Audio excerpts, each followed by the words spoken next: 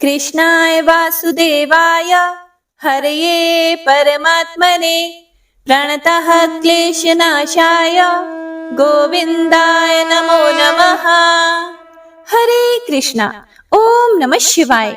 संगीता धर्म सागर चैनल परिवार में आप सभी भक्तों का दिल से स्वागत है। आज हम ज्येष्ठ मास महात्म्य के 9वें अध्याय का श्रवण करेंगे, जिसमें आज हम गौरी व्रत महात्म्य के बारे में और जानकारी प्राप्त करेंगे।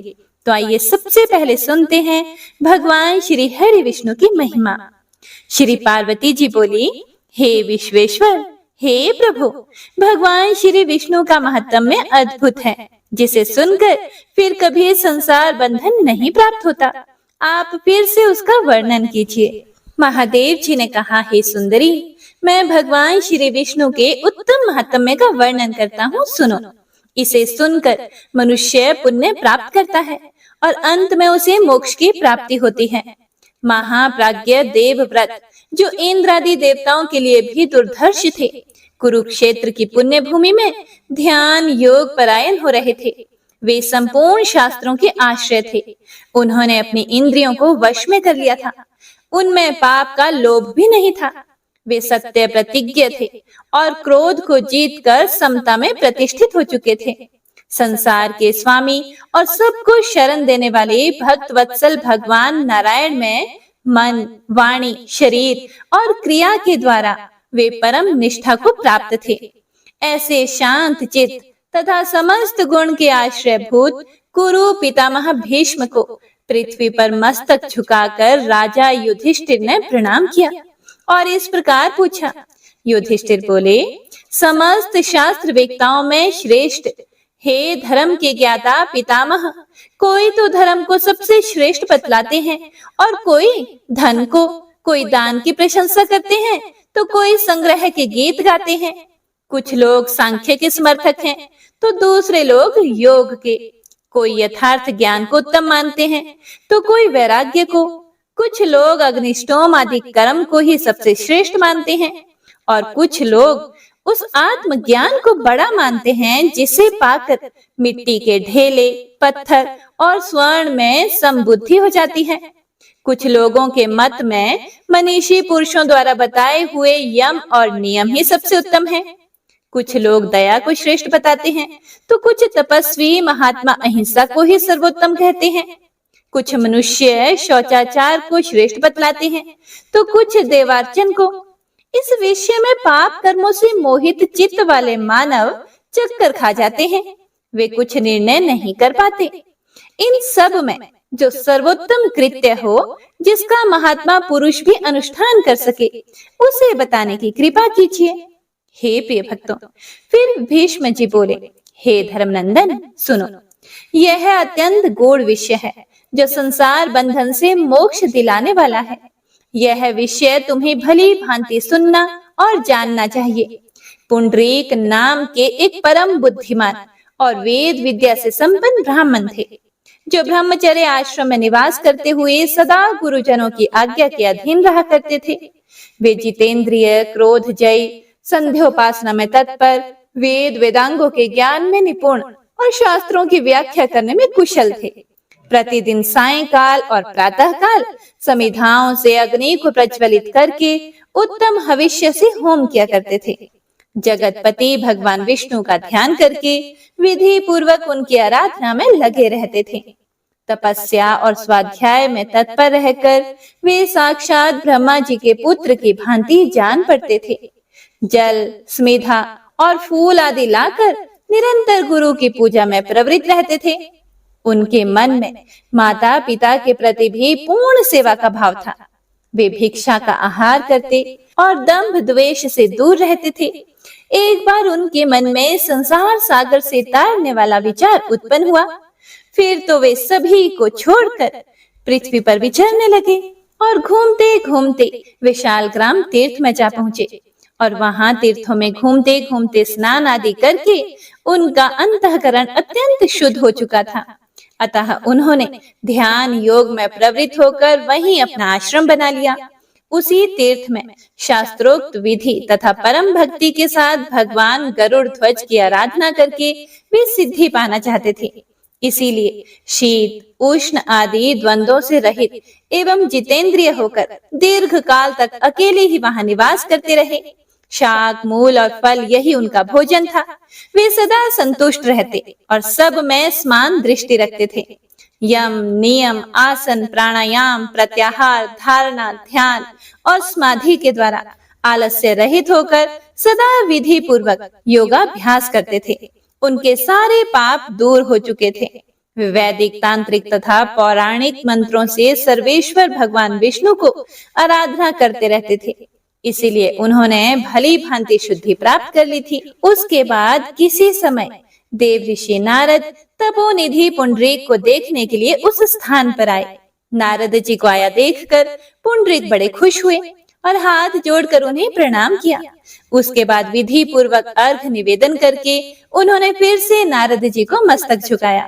फिर मन ही मन विचार किया कि ये अद्भुत आकार और मनोहर वेश धारण करने वाले तेजस्वी पुरुष कौन है। इनके हाथ में वीणा है तथा मुख पर प्रसन्नता छा रही है। यह सोचते हुए वे उन परम तेजस्वी नारद जी से बोले कि हे महादेवते, आप कौन हैं और कहां से इस आश्रम पर पधारे हैं। हे भगवान, इस पृथ्वी पर आपका दर्शन तो प्राय दुर्लभ ही है। मेरे लिए जो आज्ञा हो उसे बताने की कृपा कीजिए। फिर नारद जी ने कहा, हे ब्राह्मण, मैं नारद हूँ, तुम्हें देखने की उत्कंठा से यहाँ आया हूँ। हे द्विज श्रेष्ठ, भगवान का भक्त यदि चांडाल हो तो भी वह स्मरण वार्तालाप अथवा पूजन करने पर सबको पवित्र कर देता है। जो अपने हाथों में शारंग नामक धनुष, 5 जन्य शंख, सुदर्शन चक्र और कमोद की गदा धारण करते हैं तथा जो त्रिभुवन के नेत्र हैं, उन देवाधिदेव भगवान का मैं दास हूँ। पुंडरीक बोले कि हे देव ऋषि, आपका दर्शन पाकर देहधारियों में धन्य हो गया हूँ। देवताओं के लिए भी परम पूजनीय बन गया। मेरे माता पिता कृतार्थ हो गए और आज मैंने जन्म लेने का फल पा लिया। नारद जी, मैं आपका भक्त हूँ, मुझ पर अनुग्रह कीजिए। मुझे परम गूढ़ रहस्य से भरे हुए कर्तव्य का उपदेश दीजिए। हे प्रिय भक्तों, फिर नारद जी ने कहा कि हे ब्राह्मण, इस पृथ्वी पर अनेक शास्त्र, बहुत से कर्म और अनेक प्रकार के धर्म हैं। इसीलिए संसार में ऐसी विलक्षणता दिखाई देती है।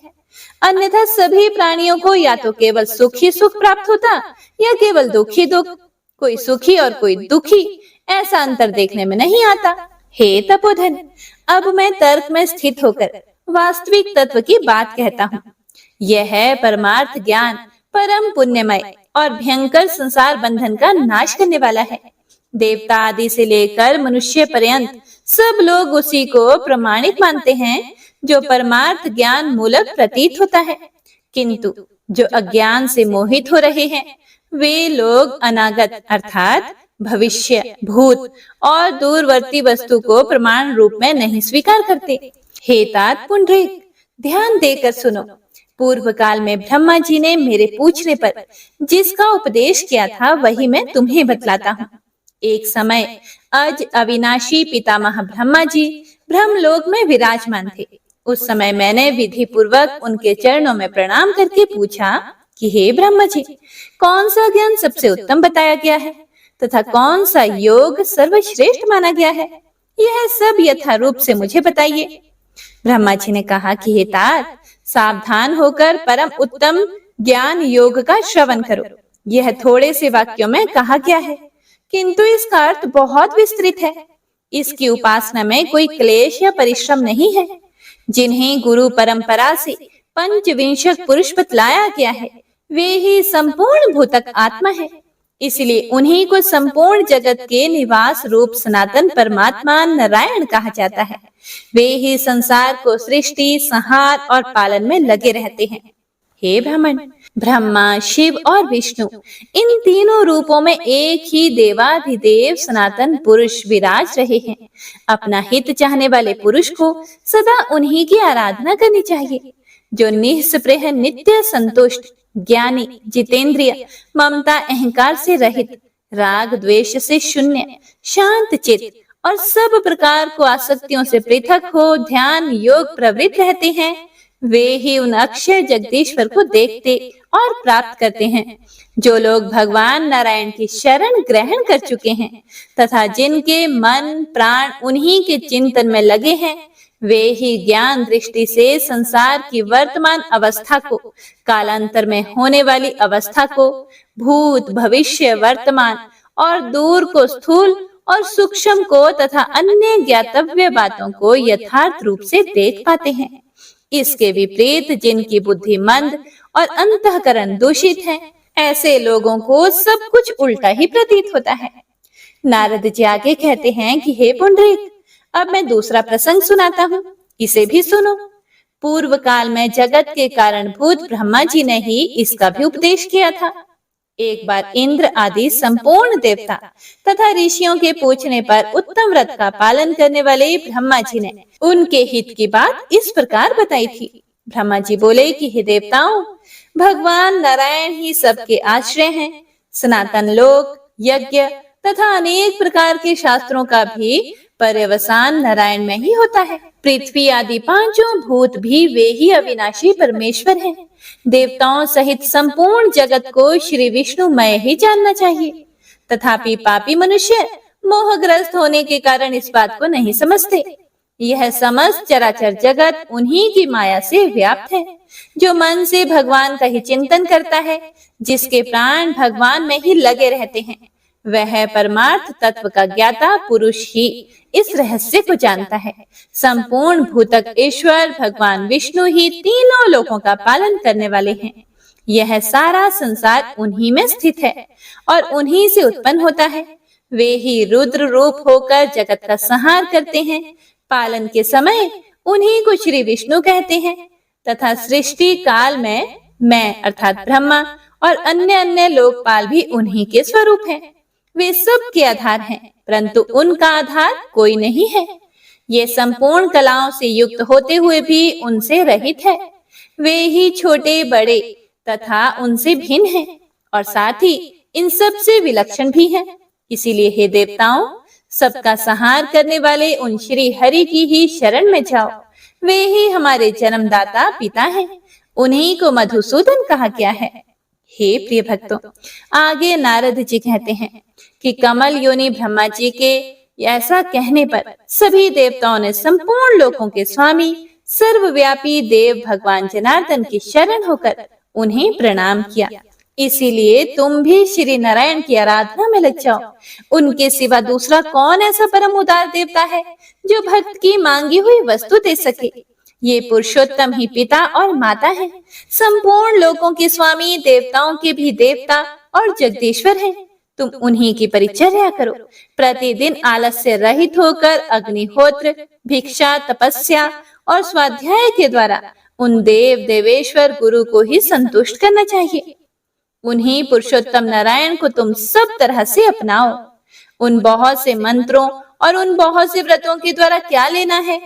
ओम नमो नारायणाय, यह मंत्र ही संपूर्ण अभीष्ट अर्थ की सिद्धि करने वाला है।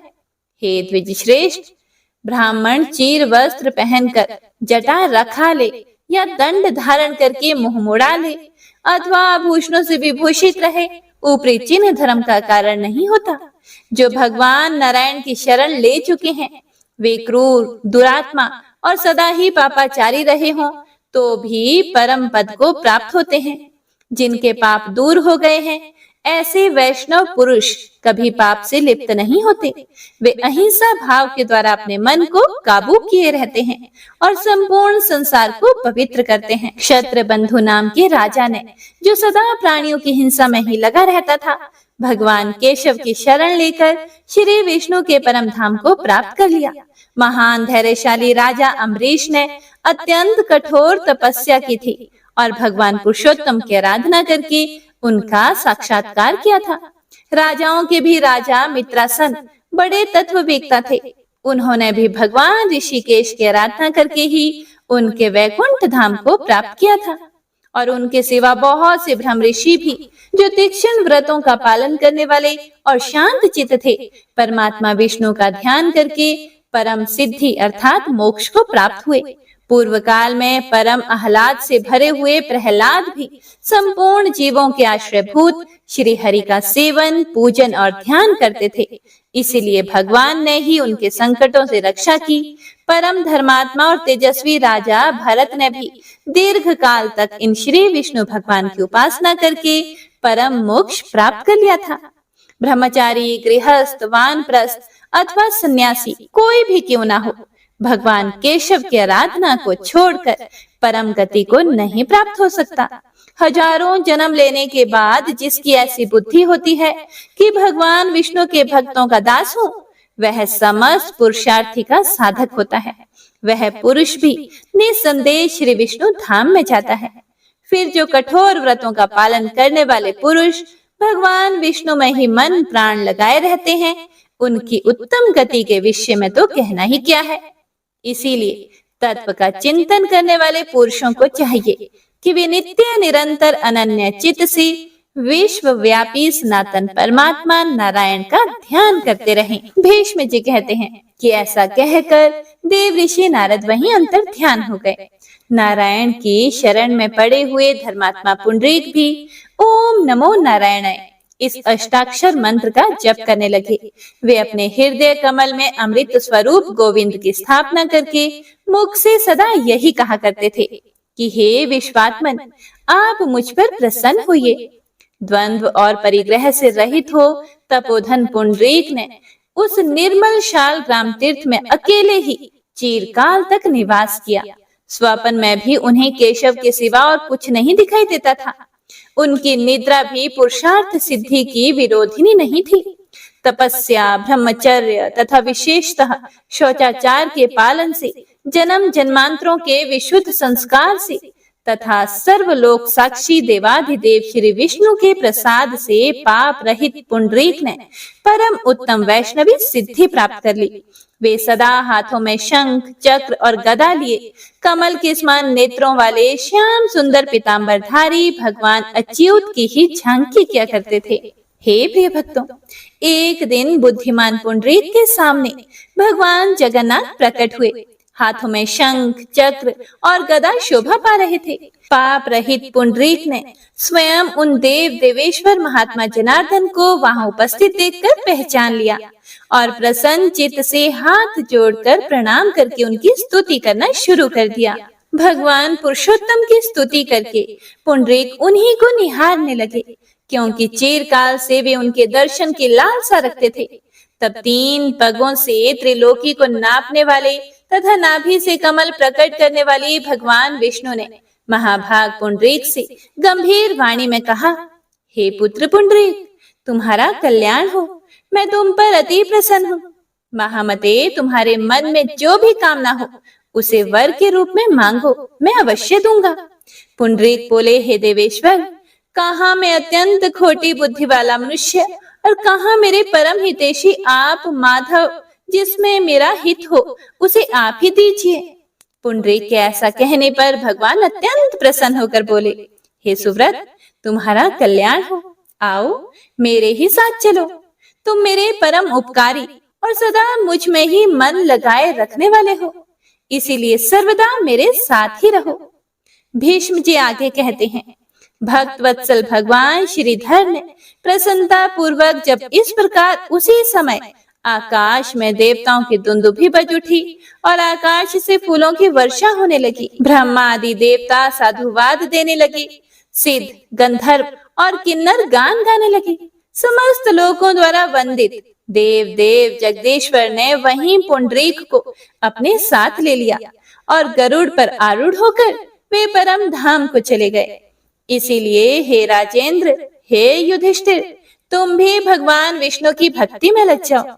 उन्हीं में मन प्राण लगाए रहो और सदा उनके भक्तों के हित में तत्पर रहो। यथा योग्य अर्चना करके पुरुषोत्तम का भजन करो और सब पापों का नाश करने वाली भगवान की पवित्र कथा सुनो। हे राजन, जिस उपाय से भी भक्त पूजित विश्वात्मा भगवान विष्णु प्रसन्न हो, वह विस्तार के साथ करो। जो मनुष्य भगवान नारायण से विमुख होते हैं, वे 100 अश्वमेध और 100 वाजपेय यज्ञों का अनुष्ठान करके भी उन्हें नहीं पा सकते। जिसने एक बार भी हरि इन 2 अक्षरों का उच्चारण कर लिया, उसने मोक्ष तक पहुंचने के लिए मानो कमर कस ली।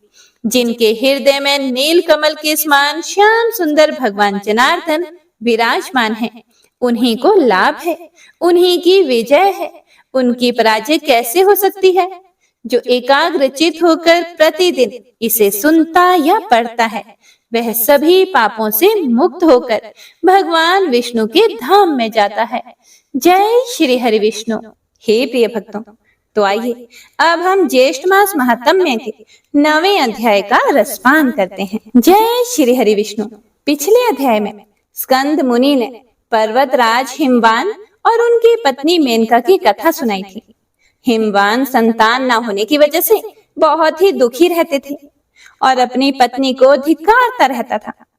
तब उसकी पत्नी मेनका ने भगवान विष्णु और माता लक्ष्मी जी की आराधना की, जिनकी कृपा से नारद जी ने पर्णाशन व्रत करने को उन्हें कहा। तब मेनका ने उस व्रत को किया, जिससे माँ जगदम्बा उन पर प्रसन्न हुई और स्वयं पुत्री रूप में जन्म लेने का उन्हें आशीर्वाद दिया। और फिर मेनका ने एक पुत्री को जन्म दिया, जिसका नाम उन्होंने पार्वती रखा। और फिर उसके बाद आगे ज्येष्ठ शुक्ल चतुर्थी व्रत किया, पूजा विधि बताई। तो आइए अब इससे आगे का गौरी व्रत महात्म्य कथा का श्रवण करते हैं। स्कंद मुनि 88,000 ऋषि मुनियों से बोले कि हे ऋषि मुनियों, आज मैं आपको गौरी व्रत के महात्म्य से संबंध रखने वाली एक पवित्र और पाप नाशिनी कथा सुनाता हूँ, जिसके श्रवण मात्र से मनुष्य के कई जन्मों के पापों का क्षय हो जाता है। हे ऋषि मुनियों, विंध्याचल पर्वत के उत्तरी भाग में मेधावी नाम का एक ब्राह्मण अपनी पत्नी चंद्रावती के साथ रहता था। वह ब्राह्मण दंपति विष्णु भगवान के परम उपासक थे। वे हमेशा अतिथि सेवा में संलग्न रहते थे। उस मेधावी ब्राह्मण की पत्नी बड़ी ही धर्मपरायण पतिव्रता नारी थी। हमेशा अपने घर के काम काज में ही लगी रहती थी और हमेशा मीठे और सत्य वचन बोला करती थी। उस ब्राह्मण के पास थोड़ी सी जमीन थी, जिस पर वह खेती बाड़ी का काम करके अपना और अपनी पत्नी का भरण पोषण कर रहा था। उस ब्राह्मण को धन की कोई कमी नहीं थी, परंतु उसे एक महान दुख था। उनकी शादी को अनेक वर्ष हो गए, लेकिन उन्हें संतान सुख की प्राप्ति नहीं हुई। वह ब्राह्मण इस बात से हमेशा ही दुखी रहने लगा कि मेरे मरने के बाद कौन मुझे कंधा देगा, कौन मेरी अंतिम क्रिया करेगा, कैसे मेरा वंश आगे चलेगा, मैं कैसे अपने पितृ ऋण से मुक्त हो पाऊंगा। हमेशा इसी चिंता में रहने के कारण उस ब्राह्मण की भूख, प्यास, नींद सब गायब हो गई। वह हमेशा चिंताग्रस्त रहने के कारण उसे क्षय रोग हो गया। क्षय रोग होने पर उसकी पत्नी ने अपने पति का सब जगह इलाज करवाया। डॉक्टर, नीम, हकीम, वेद को दिखाया, अनेक तरह की उसे औषधि खाने को दी, लेकिन कोई भी औषधि, कोई भी मंत्र काम नहीं आया। जीवन से निराश होकर एक दिन उसकी पत्नी ने देव योग से प्रेरित होकर अपने पति को साथ लेकर गंगा तट पर झोंपड़ी बनाकर रहने लगी। ब्राह्मण की पतिव्रता पत्नी प्रतिदिन गंगा नदी में स्नान करती और गंगा जल को अपने पति के कोढ़ वाली जगह पर लगाती। रोज गंगा स्नान करके तुलसी पौधे को सींचती, सूर्य नारायण भगवान को अर्घ देती, बड़ पीपल और आंकड़े के पेड़ को सींचती, केले के पेड़ को सींचती और विष्णु भगवान और माता लक्ष्मी का पूजन करती। इस तरह उनका समय व्यतीत हो रहा था। तब एक बार पापों का नाश करने वाला ज्येष्ठ मास का महीना आया। मेधावी ब्राह्मण की पत्नी ज्येष्ठ मास में भी इसी तरह गंगा स्नान, पूजा पाठ नित्य नियम से करती रही। तब एक बार नारद मुनि मृत्यु लोक का भ्रमण करते हुए वहां पहुंचे। तब नारद मुनि को आया देखकर ब्राह्मण की पत्नी ने उन्हें प्रणाम किया, उनकी स्तुति की और बैठने के लिए उन्हें सुंदर आसन दिया, खाने के लिए कंदमूल, फल दिए। तब उस ब्राह्मण की पत्नी के दुख का कारण जानने के बाद नारद मुनि ने ब्राह्मणी से कहा कि हे ब्राह्मणी, पूर्व जन्म में तुम्हारे पति ने ज्येष्ठ मास का अनादर किया था, जिससे इस जन्म में उसे यह दुख भोगने पड़ रहे हैं। इसीलिए हे कल्याणी, तुम ज्येष्ठ मास में गंगा स्नान करो, पूजा पाठ करो, बड़ पीपल और आंकड़े के पेड़ को सींचो, केले के पेड़ को सींचो और हर गुरुवार का व्रत करो। और साथ ही तुम ज्येष्ठ मास के महीने में गौरी व्रत धारण करो। तब ब्राह्मण की पत्नी ने नारद मुनि से गौरी व्रत का पूरा विधान पूछा। नारद मुनि ने गौरी व्रत का पूरा विधान बताया और अपने लोक में पुनः चले गए। तब उस मेधावी ब्राह्मण की पतिव्रता पत्नी ने पूरे ज्येष्ठ मास में गंगा स्नान किया, गौरी व्रत को धारण किया, जिसके अनुष्ठान मात्र से ही उस मेधावी ब्राह्मण का क्षय रोग ठीक हो गया। पूरे ज्येष्ठ मास में गंगा स्नान, पूजा पाठ करने के बाद उन दोनों ब्राह्मण दंपत्ति ने ज्येष्ठ मास के व्रत का उद्यापन किया, जिसमें उन्होंने 13 ब्राह्मणों को सहपत्नी भोजन करवाया, खूब दान दक्षिणा दी। एक योग्य ब्राह्मण को दूध देने वाली गाय बछड़ा सहित दान में दी। इस तरह पूरे ज्येष्ठ मास में दान पुण्य करके उन्होंने खूब पुण्य कमाया और फिर स्वयं उन्होंने व्रत का पालना किया और एक दिन वे वापस अपने गांव लौट आए। मेधावी ब्राह्मण के घर वापस आने के बाद उसके भाई, बंधु, कुटुंब वाले, गांव वालों ने उसके क्षय रोग ठीक होने का कारण पूछा। तो ब्राह्मण दंपत्ति ने उन्हें ज्येष्ठ मास का महात्म्य सुनाया। तब जब दोबारा से ज्येष्ठ का महीना आया तो ब्राह्मण दंपत्ति के साथ पूर्ववासियों ने भी ज्येष्ठ मास का स्नान किया। ज्येष्ठ मास में बड़ पीपल और आंकड़े के पेड़ को सींचा, केले के पेड़ को सींचा, सूर्य नारायण भगवान को अर्घ दिया और तुलसी जी को भी सींचा, जिसके पुण्य प्रताप से उस मेधावी ब्राह्मण को एक तेजस्वी पुत्र पैदा हुआ, जो कि बहुत ही सुंदर था, दूसरे कामदेव के समान ही प्रतीत हो रहा था। तब मेधावी ब्राह्मण ने अपने पुत्र का जात कर्म संस्कार करवाया। तब उन्होंने गाय दान में दी, गरीबों और ब्राह्मणों को अन्न, वस्त्र, रुपया दान में दिया। ज्येष्ठ मास के स्नान करने से समस्त पूर्ववासी भी रोग, शोक आदि से रहित होकर इस जीवन के समस्त सुखों को भोग कर मरने के बाद वैकुंठ को प्राप्त हुए। हे प्रिय भक्तों, स्कंद मुनि ऋषि मुनियों से बोले कि तब से यह गौरी व्रत की प्रसिद्धि फैली। तब यह व्रत सबसे पहले शिव जी के कहने पर माता गौरा ने किया था, इसीलिए इस व्रत का नाम गौरी व्रत पड़ा है। हे ब्राह्मणों, यह व्रत का महात्म्य कहने में ब्रह्मा, विष्णु, महेश भी असमर्थ हैं, फिर मेरी क्या विसात है। यह व्रत का महात्म्य मैंने तुमसे संक्षेप में कहा है। स्कंद मुनि के मुख से गौरी व्रत का महात्म्य सुनकर सभी ब्राह्मणों ने स्कंद मुनि के ऊपर फूलों की बरसात की और उनका खूब आदर सत्कार किया और जोर जोर से बोलने लगे, जीते रहो, जीते रहो, यह आशीर्वाद देने लगे। तब सभी ब्राह्मण स्कंद मुनि से बोले कि हे स्कंद मुनि जी, आपसे सभी मासों का महात्म्य सुना, लेकिन ज्येष्ठ मास के एक दिन के महात्म्य की तुलना किसी भी मास के महात्म्य से नहीं की जा सकती। तब सभी ब्राह्मणों ने ज्येष्ठ मास में स्नान, पूजा, अर्चना करके समय बिताया। जय श्री हरि विष्णु। इति श्री ज्येष्ठ मास महात्म्य गौरी व्रत महात्म्य वर्णन नवम अध्याय संपूर्ण। हरे कृष्ण कृष्ण कृष्ण हरे हरे, हरे राम राम राम हरे हरे। हे प्रिय भक्तों, इस प्रकार आज हमने ज्येष्ठ मास का 9वां अध्याय और 9वें दिन की पुण्य फल देने वाली कथा का श्रवण किया। इस कहानी और महात्म्य के सुनने का फल आपको जरूर मिले। आइए अब गजेंद्र मोक्ष स्तोत्र का पाठ करते हैं। इस माह में गजेंद्र मोक्ष स्तोत्र पढ़ने मात्र से जहां हर तरह के ऋण कर्ज से मुक्ति मिलती है, वहीं 10 दिशाओं से शुभ फल दिलाने में भी सक्षम है। इस स्तोत्र का जाप करने से जीवन में किसी भी प्रकार की परेशानियों से मुक्ति मिलती है। श्रीमद् भगवत गीता के 3रे अध्याय में गजेंद्र स्तोत्र पढ़ने को मिलता है। इस स्तोत्र में हाथी और मगरमच्छ के साथ हुए युद्ध का वर्णन किया गया है और गजेंद्र जब युद्ध से हार जाता है तो भगवान श्री हरि विष्णु का ध्यान करके उनकी स्तुति करता है और उसकी स्तुति से प्रसन्न होकर भगवान श्री हरि विष्णु आते हैं और उसे मोक्ष प्रदान करते हैं।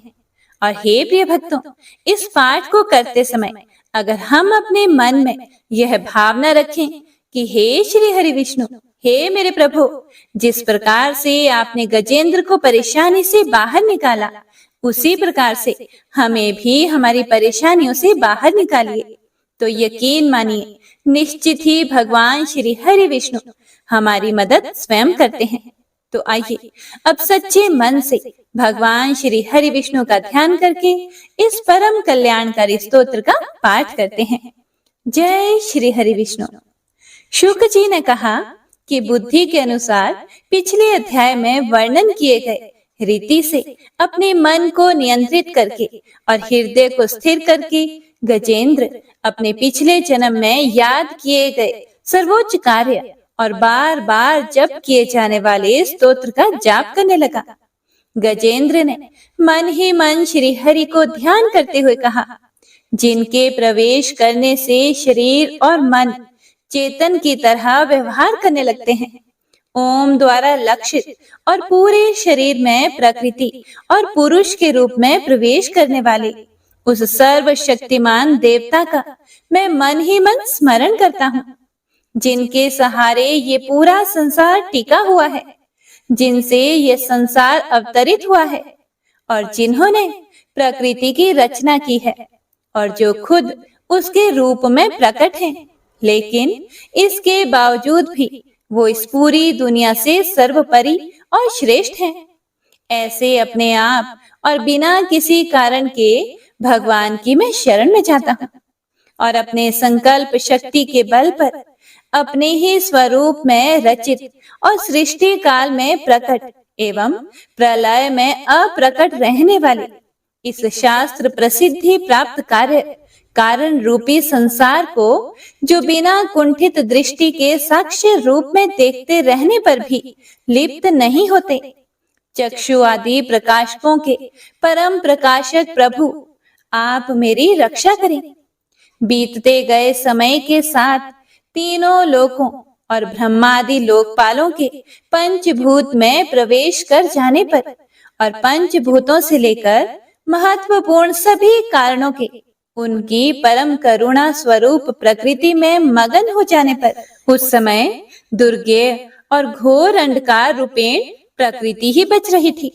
उस अंधकार से परे अपने परम धाम में जो सर्वव्यापी भगवान सभी दिशाओं में प्रकाशित होते रहते हैं, वो भगवान मेरी रक्षा करें।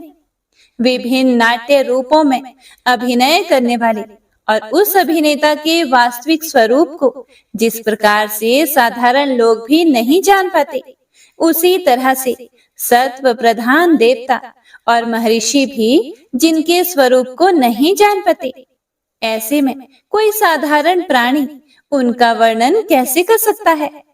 ऐसे दुर्गम चरित्र वाले भगवान मेरी रक्षा करें। अनेकों शक्ति से मुक्त सभी प्राणियों को आत्म बुद्धि प्रदान करने वाले, सबके बिना कारण हित और अतिशय साधु स्वभाव ऋषि मुनिजन, जिनके परम स्वरूप को देखने की इच्छा के साथ वन में रहकर अखंड ब्रह्मचर्य तमाम अलौकिक व्रतों को नियमों के अनुसार पालन करते हैं, ऐसे प्रभु ही मेरी गति हैं। वह जिनका हमारी तरह ना तो जन्म होता है और ना जिनके द्वारा अहंकार प्रेरित कर्म ही होते हैं, जिनके निर्गुण स्वरूप का ना कोई नाम है और ना ही कोई रूप है, इसके बावजूद भी समय के साथ इस संसार की सृष्टि और प्रलय के लिए अपनी इच्छा से अपने जन्म को स्वीकार करते हैं। उन अनंत शक्ति संपन्न परम ब्रह्म परमेश्वर को मेरा नमस्कार है। उन प्राकृत आकार रहित और अनेक रूप वाले अद्भुत भगवान को मेरा बारंबार नमस्कार है। स्वयं प्रकाशित सभी साक्ष्य परमेश्वर को मेरा शत शत नमन है। वैसे देव जो मन, वाणी और चित्त वृत्तियों से परे हैं, उन्हें मेरा बारंबार नमस्कार है। विवेक से परिपूर्ण पुरुष के द्वारा सभी सत्व गुणों से परिपूर्ण, निवृत्ति धर्म के आचरण से मिलने योग्य और मोक्ष सुख की अनुभूति रूपी भगवान को मेरा नमस्कार है। सत्व गुणों को स्वीकार करके शांत, रजोगुण को स्वीकार करके घोर और तमोगुण को अपनाकर मूढ़ से प्रतीत होने वाले, भेद रहित अतएव सदा संभाव से स्थित ज्ञान धन प्रभु को मेरा नमस्कार है। शरीर, इंद्रिय आदि के समुदाय रूप सभी पिंडों के ज्ञाता, सबके स्वामी और साक्षी स्वरूप प्रभु को मेरा बारंबार नमस्कार है। सबके अंतर्यामी, प्रकृति के भी परम कारण लेकिन स्वयं कारण रहित भगवान को मेरा शत शत नमस्कार है। सभी इंद्रियों और सभी विषयों के जानकार, सभी प्रतीतियों के कारण रूप संपूर्ण जड़ प्रपंच और सबकी मूलभूता अविद्या के द्वारा सूचित होने वाले और सभी विषयों में अविद्या रूप से भासने वाले भगवान को मेरा नमस्कार है। सबके कारण लेकिन स्वयं कारण रहित तथा कारण होने पर भी परिणाम रहित होने की वजह से अन्य कारणों से भी विलक्षण कारण आपको मेरा बारंबार नमस्कार है। सभी वेदों और शास्त्रों के परम तात्पर्य, मोक्ष रूपी और श्रेष्ठ पुरुषों की परम गति देवता को मेरा नमस्कार है।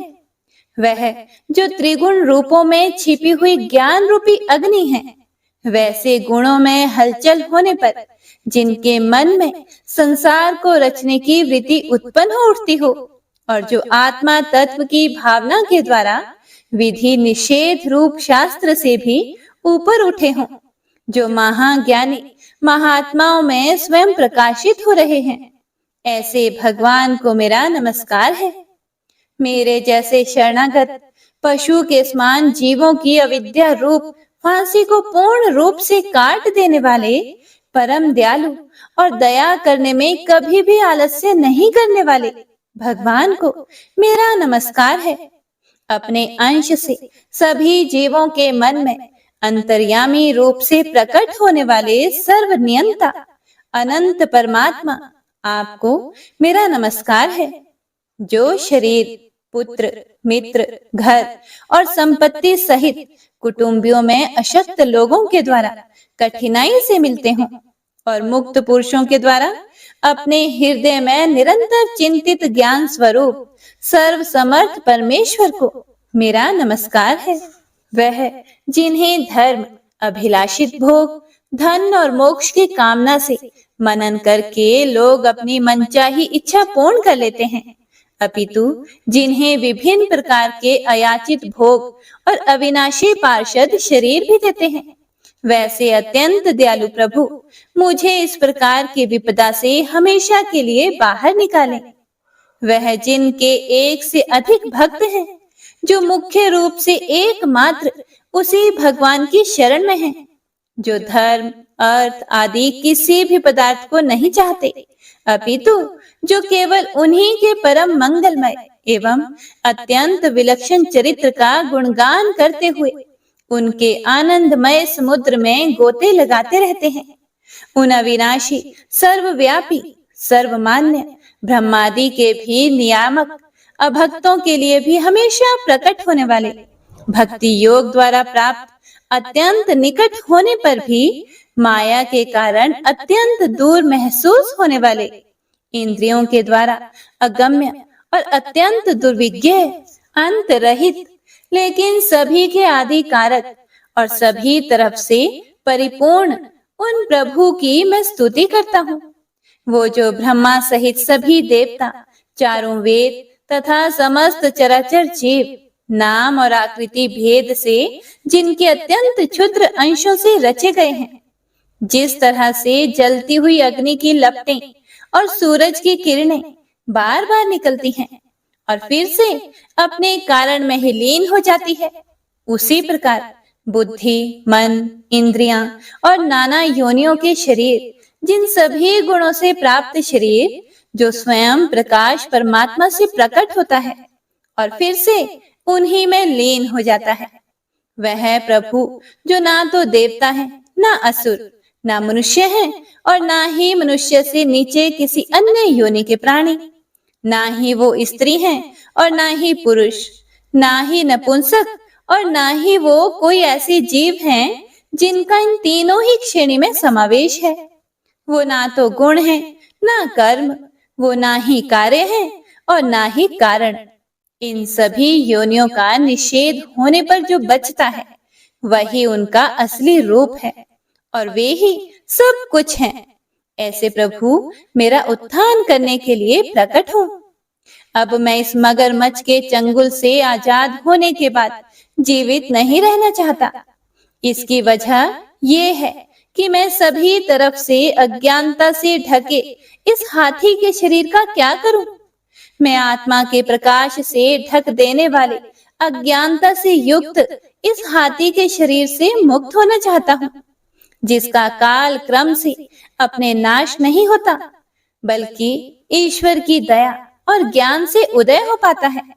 इस प्रकार से मोक्ष के लिए लालायित संसार के रचयिता स्वयं संसार के रूप में प्रकट, लेकिन संसार से परे, संसार में एक खिलौने की भांति खेलने वाले, संसार में आत्म रूप से व्याप्त अजन्मा सर्वव्यापी एवं प्रापत्य वस्तुओं में सर्वश्रेष्ठ श्री हरि का केवल स्मरण करता हूँ और उनकी शरण में जाता हूँ, जिन्होंने भगवत भक्ति रूपी योग के द्वारा कर्मों को जला डाला है, जिन्हें समस्त योगी ऋषि अपने योग के द्वारा अपने शुद्ध हृदय में प्रकट देखते हैं। उन योगेश्वर भगवान को मेरा नमस्कार है। वह जिनके त्रिगुणे शक्तियों का राग, रूप, वेग और असह्य है, जो सभी इंद्रियों के विषय रूप में मौजूद हैं। वह जिनकी इंद्रियां समस्त विषयों में ही बसी रहती है। ऐसे लोगों को जिनको मार्ग मिलना भी संभव नहीं है, वैसे शरणागत एवं अपार शक्तिशाली वाले भगवान आपको मेरा बारंबार नमस्कार है। जिनकी अविद्या नाम के शक्ति के कार्य रूप अहंकार से ढके हुए हैं, वह जिनके रूप को जीव समझ नहीं पाते हैं, ऐसे अपार महिमा वाले भगवान की मैं शरण लेता हूँ। हे प्रिय भक्तों, श्री सुखदेव जी कहते हैं कि वह जिसने पूर्व प्रकार से भगवान के भेद रहित सभी निराकार रूप का वर्णन किया था, उस गजराज के करीब जब ब्रह्मा आदि अन्य कोई भी देवता नहीं आए, जो अपने विभिन्न प्रकार के विशेष विग्रहों को ही अपना रूप मानते हैं, ऐसे में साक्षात विष्णु जी, जो सभी के आत्मा होने के कारण सभी देवताओं के रूप हैं, तब वह वहां पर प्रकट हुए। गजराज को इस प्रकार से दुखी देखकर और उसके पढ़े गए स्तुति को सुनकर चक्रधारी प्रभु इच्छानुसार वेग वाले गरुड़ की पीठ पर सवार होकर सभी देवों के साथ उस स्थान पर पहुंचे जहां वह गज था। गज अर्थात हाथी था। सरोवर के अंदर महाबलशाली मगरमच्छ द्वारा जकड़े और दुखी उस हाथी ने आसमान में गरुड़ की पीठ पर बैठे और हाथों में चक्र लिए भगवान श्री हरि विष्णु को आते हुए जब देखा, तो वह अपनी सूंड में पहले से ही उनकी पूजा के लिए रखे कमल के फूल को श्री हरि पर बरसाते हुए कहने लगा, सर्व पूज्य भगवान श्री हरि नारायण, आपको मेरा प्रणाम है। सर्व पूज्य भगवान श्री हरि, आपको मेरा नमस्कार है। लाचार हाथी को पीड़ित देखकर श्री हरि विष्णु गरुड़ से नीचे उतरकर सरोवर में उतर आए और वह दया से प्रेरित होकर ग्राह सहित उस गज को तुरंत ही सरोवर से बाहर निकाल आए और देवताओं के देखते ही देखते अपने चक्र से मगरमच्छ के गर्दन को काट दिया और हाथी को उस पीड़ा से बाहर निकाल लिया। तो इसी के साथ गजेंद्र मोक्ष स्तोत्र संपूर्ण हुआ। तो सभी एक बार प्रेम से बोलिए, भगवान श्री हरि विष्णु की जय। वंशी शोभित कर मधुर नील जलद तन श्याम अरुण अधर जनु बिंब फल नयन कमल अभिराम पूर्ण इंद्र अरविंद मुख पीतांबर शुभ साज जय मन मोहन मदन छवि कृष्ण चंद्र महाराज।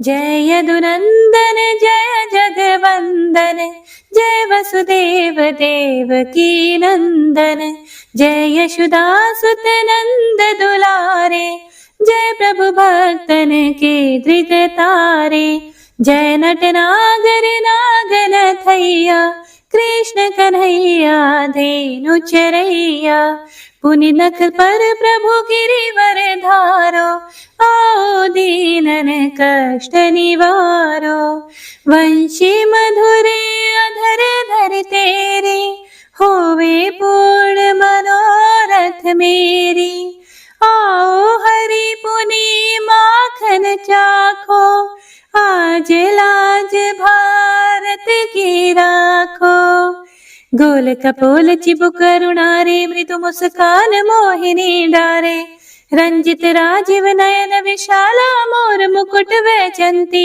माला कुंडल श्रवण पीत पटाछे कटि किंकणी काछन काछे नील जलज सुंदर तनु सोहे छवि लखि सुर नर मुनि मन मोहे मस्तक तिलक अलक घुंघराले आओ कृष्ण बांसुरी वाले करि पय पान पूत नहीं तार्यो अका बका का गासुर मार्यो मधुवन जलत अग्नि जब ज्वाला भय शीतल लखि तहि नंद लाला सुरपति जब ब्रज चढ़े और साई मोसर धार वारी वर्षाई लगत लगत ब्रज चहन बहायो गोवर्धन नख धारी बचायो लखी यशोदा मन ब्रह्म अधिकाई मुख मह 14 भुवन दिखाई दुष्ट कंस अति उधम मचायो कोटि कमल जब फूल मंगायो नाथी काली यही तब तुम लीन है चरण चिन्ह दई निर्भय कीन है करि गोपिन संग रास विलासा सबकी पूर्ण करी अभिलाषा केतिक महासुर संहार्यो कंस ही केस पकड़ी दई मार्यो मात पिता की बंदी छुड़ाई उग्रसेन कहा राज दिलाई मही से मृतक चाहो सुतलायो मातु देव की शोक मिटायो भौमासुर मुरे दैत्य सहारी लाए 68 सहस कुमारी दई भी नहीं तृण चीर सहारा जरा सिंधु राक्षस का हमारा असुर बकासुर आदिक मार्यो भक्तन के तब कष्ट निवार्यो